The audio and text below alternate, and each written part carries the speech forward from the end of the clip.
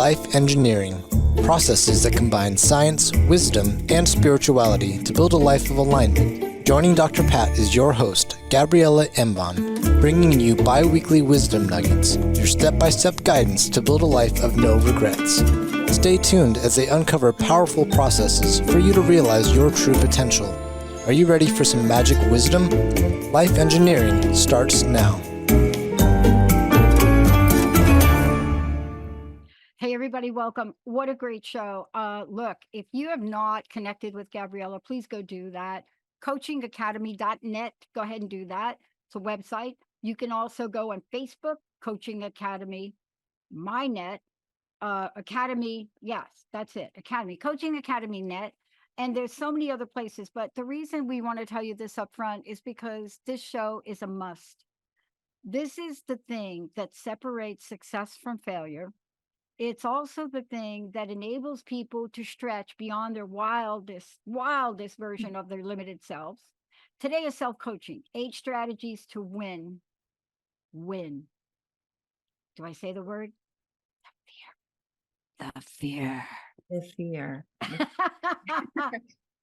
But tell me the truth, right? This is where the rubber meets the road for so many people. It's not having this. We get stuck and we have a really hard time getting unstuck. What do you think? What do you think? So here's the revelation. This episode was born because of an experience I had. I needed to understand what's going on. And by trying to coach myself and understand myself, I said, I think maybe others will benefit from me sharing my story and also the strategies that I use. How's that? Yeah. Because let me ask you, have you ever felt, and I'll ask you and I'll ask the listeners too, right? Please participate in this one, because have you ever felt that you are super confident and excited to share, let's say, a new skill you learned, you are planning how you're going to integrate that in what you already do, and then when it's game time, when it's show time, you choke and you avoid and you refrain from doing what you have planned? Have you ever been in that situation? Yeah. Not only that, it is so important because things will come up when you're on the road to achieving your dream. When you're on the road for really getting it activated and going on there, things are going to show up. But isn't it, like you said on previous episodes, Gabriela, isn't it the difference between actually being able to move forward or not is learning these skills and tools?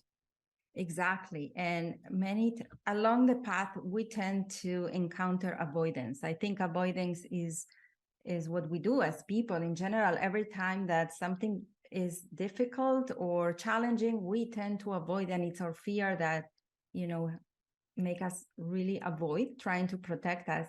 And not only that, I really I had to understand my brain. I had to understand what was going on. So let me start by telling you the story that I want to share with everybody. Yeah, I wish you would. Let me just tell you why. Because Yes. people look at us and they think we do not run into these situations. Oh, we no. do. So we do. And I like, then let me tell you, I love Tony Robbins' quote, because he says, the secret of success is learning how to use pain and pleasure, instead of having the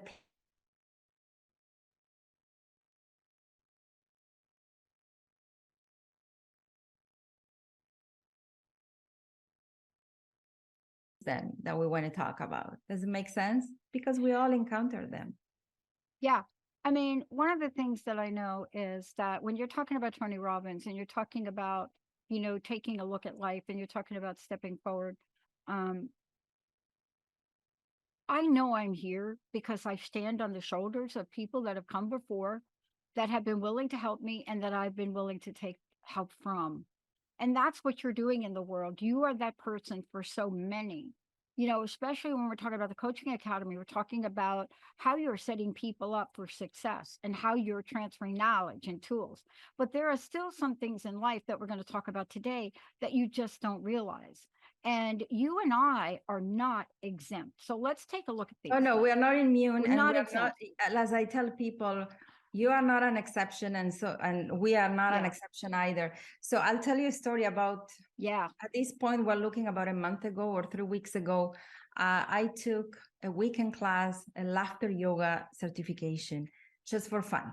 Okay. But while I was in that class, which of course I enjoy very much, it was wonderful. I had an amazing instructor, Liliana Di Leo, by the way. When I was in the class, I had planned, because I was teaching a class right after this weekend, right? I was teaching actually 2 classes. So I had planned how I'm going to incorporate some of the exercises that I was learning, that I was so excited. I was going to incorporate that in my Theta Healing and coaching classes. And I had planned which ones, and everything was so well planned. Actually, that's the right word in my head. And then when the moment arrived, when I was in my classes, right, I started feeling like, no, this is not good. This is stupid. What was I thinking? I can't integrate this. People won't resonate with it. I started telling myself all kind of stories why this is a bad idea. And the first class happened and I didn't even mention it at all. So I said, okay, I thought I will, but I didn't. That's fine. And then the second class came a couple of days later. And then on the second, I don't remember if it was the second day, I just, without thinking and planning, I just said, okay, we're going to do this. And I just put it out there and everybody loved it.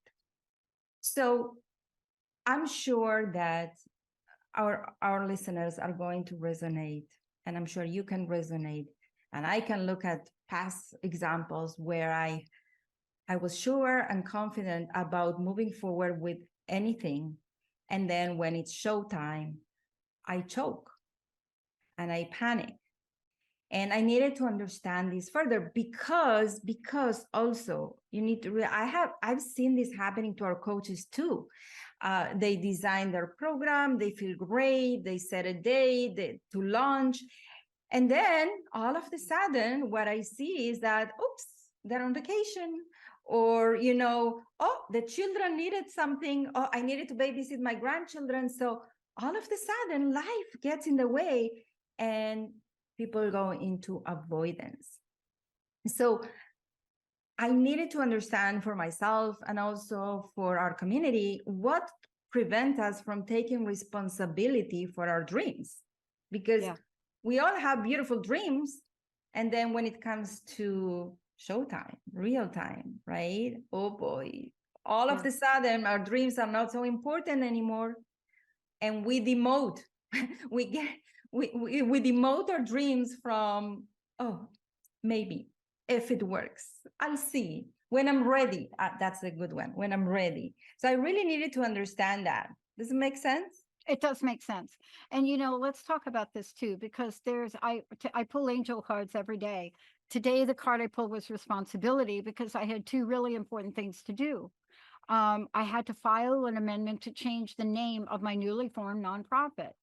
Now, why? Because there wasn't anything wrong with it, but the due diligence report that I did after the fact, even though the name was approved by the government and everybody, there was another organization with that name. And I thought to myself, well, wait a minute, that's not right. That's not right for them. And so I filed an amendment. Now, does that mean that, look, all I could do is take the action and responsibility. However that unfolds, whatever the outcome is, it's going to be the outcome. But this is important. So let's talk about responsibility for our dreams and understanding how the brain is either going to help us or not help us in this. Exactly. And you said whatever the outcome will be, it's not up to me, it will be. We'll talk about that at the end. But so I totally resonate with what you're saying. And I wanted to understand for myself. So I have listened to a podcast about this topic, and they were talking about the book Choke from, let me look at her name, Sian Baylock. So I went to her TED Talk and I started reading parts of the book because I really wanted to understand. She talks about, the 2 brains, right? You see, what happened is that when I was learning that laughter yoga class, when I was doing the exercises and I was practicing, I felt that I can totally do this, right? I was acquiring new skills in my mind. I was integrating them, creating new neural connections. So my brain was learning how to do it and felt that I know how to do it because I was practicing.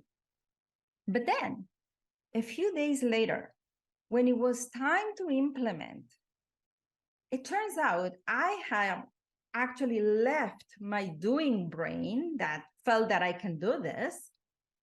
And of course, I was completely unaware that I have left my doing brain and I have arrived to my thinking brain and have allowed my thinking brain, which is the second one, to take control. So when I wanted access to my doing brain during my classes to implement the exercises that I had planned, right? My thinking brain had taken control. And not only that, it had filled the gap between these two brains with a lot of thoughts like, this is stupid. People won't like it. I'm not ready, right? I need to know more. Who am I to do this? I'm too old. I'm too young. These were not the concrete thoughts I had, but people have these thoughts. I need to take another course. I need to practice more. I need to be more confident first. So what we see is that we have these two brains, one that knows exactly what to do, and we have the other one that is thinking, and the one that is thinking is doing its thing. It's filling up this gap between the two of them with all these thoughts. So the fear evoking from my thinking brain was completely putting me in avoidance mode. But here's what I love about that fear and about the thinking brain. It's smart. It's smart enough to wear disguise. It won't tell, I'm afraid people won't like it. I'm afraid I'll feel inadequate. It won't say, I'm afraid people won't buy my program. Instead, it will fill up the gap between the two brains with these thoughts that I described. I'm not ready. I need more courses. I need more practice. I need more time, whatever I need, right? Yeah. I need to read the book again.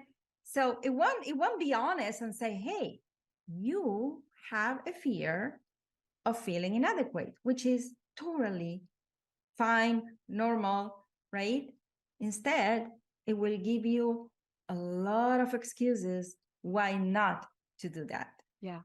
Yeah. And you know what? I love that you're taking this topic on because, part of this too for us is also understanding that these are not things that are meant to stop us. So I think we get confused when something pops up. We think like when your story, thank you for sharing that. That's brilliant. You get something that pops up and and we think it's meant to stop us, but it's really not. You and I must have been having the same 2 weeks.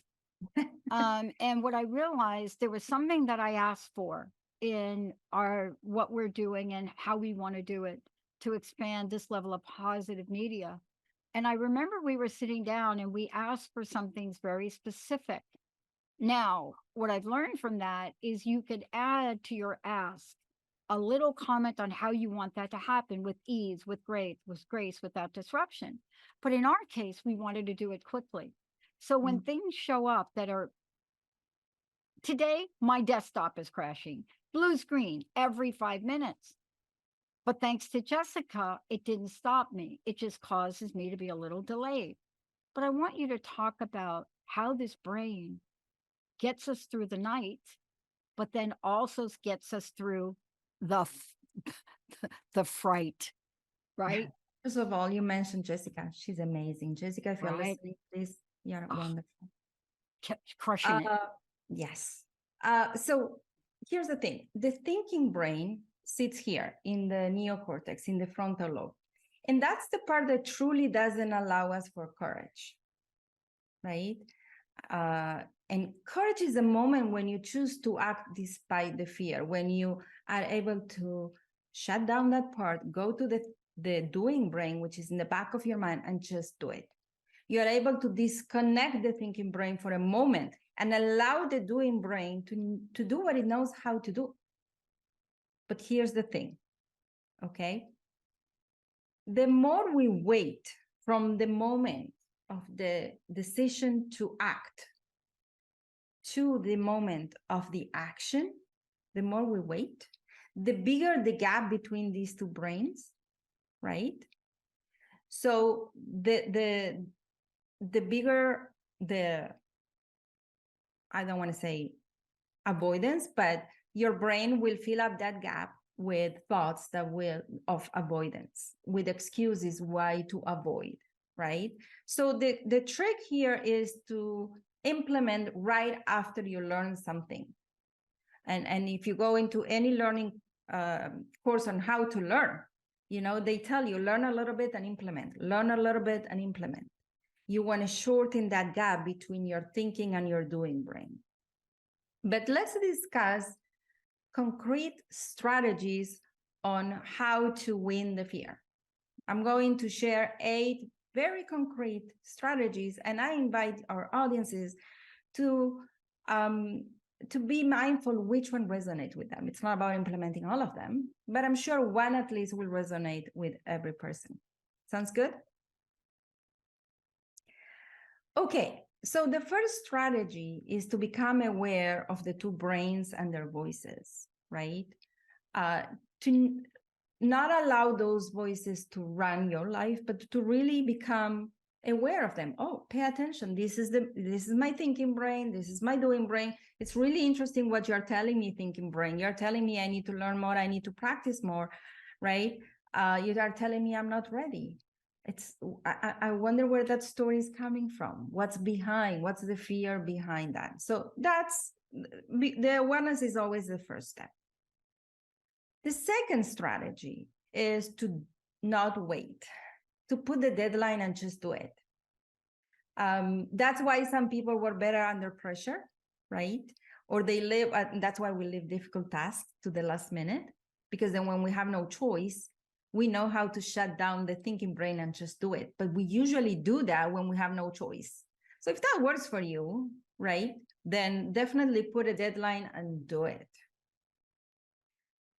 The third strategy is to practice courage, because this is what we're doing. When we are shutting down the thinking brain, the fear, in order to act, we are exercising courage. And Brené Brown talks all about showing up and being in the ring, how she calls it, right? So practice courage, and the best way to practice courage is to actually choose one act of courage a day. Even if it's going to your neighbor and asking, how are you? You know, whatever, it doesn't have to be big. It's about practicing making this a way of life. And the more you practice courage, the more you exercise that muscle. The more you exercise what it feels like to not allow your thinking brain run the show. The fourth strategy is to be honest. And this is to tune in and call the fear for what it is. So, right, rather than saying, I'm not ready, am I really not ready? Because if I know my stuff, if I have practice, I am. Is it really that I'm not ready, or that I'm afraid? And then call things for what they are. That honesty is liberating when you actually come clean with yourself. And even if it helps you to share that with somebody else, somebody that you trust, of course, that you won't judge you, is to say, I keep telling myself I'm not ready, but what I'm actually is afraid of the fear of feeling inadequate, right? Afraid people won't buy, afraid people will judge, afraid that I will look a certain way. So I think that when we call things for what they are, that itself is very therapeutic and liberating, because then we can tell ourselves it's okay to be afraid, right? Courage is not lack of fear. We know that. It's acting despite the fear. I'm afraid, but I also know how to be courageous. So when you are being honest, then you can move forward. The fifth strategy is, if you need, journal, download your thoughts. You know, that gap that we were talking about between the thinking brain and the doing brain, if it's filled up with a lot of thoughts, that can be heavy for your brain, then put it on paper, journal on them. When you download them, then they're not as heavy in your head. So very, very powerful to do that, to put your thoughts on a page. The sixth strategy is to break your task in small milestones that your brain can see as a non-threat, right? If you go, I'm just going to launch a new program, and the brain goes, no, you're not. you're not ready, right? So you go, I'm not launching a new program. No, I'm just going to start thinking what I'm going to do in the first call.